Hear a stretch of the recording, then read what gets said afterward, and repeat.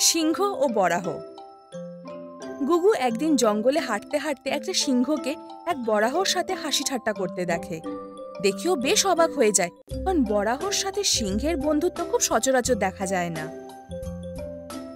গুগু আস্তে করে বরাহর কাছে গিয়ে তাকে জিজ্ঞেস করে সে কিভাবে সিংহের সাথে বন্ধুত্ব করে আর এত নিরাপদে সিংহের পাশাপাশি এক জায়গায় দাঁড়িয়ে জঙ্গলে রাজার সাথে হাসি ঠাট্টা করছে।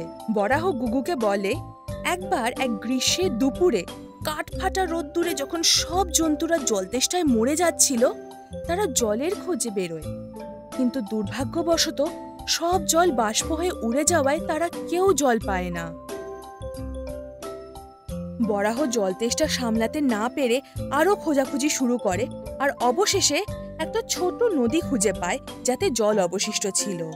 ও জল দেখে খুশিতে নাচানাচি শুরু করে দেয়, আর তখন ও টের পায় যে জলের অপর প্রান্ত থেকে সেদিকেই কেউ এগিয়ে আসছিল। বেশ কিছুক্ষণ অপেক্ষা করার পর বরাহ দেখে যে আর কেউ নয়, পশুদের রাজা সিংহ মহারাজ নিজে এগিয়ে আসছেন জলাশয়ের দিকে। বরাহ বুঝতে পারছিল না যে কি করা উচিত, তাই এক পা করে পিছোতে শুরু করে। অবশেষে একটু সাহস হলে সেও আস্তে আস্তে নদীর দিকে এগিয়ে যায়। সেটা দেখে সিংহ গর্জে উঠে বলে সে আগে নদী থেকে জল খাবে। বরাহরও খুব জল তেষ্টা পেয়েছিল, তাই সে বলে যদি তারা একসাথে জল পান করতে পারে, কিন্তু তাতে সিংহ রাজি হয় না। এই করে দুজনের মধ্যে ঝগড়া শুরু হয়ে যায়, যা দেখতে দেখতে প্রকাণ্ড আকার ধারণ করে। বাকি সব ভুলে গিয়ে তারা একে অপরের সাথে লড়াই শুরু করে দেয়।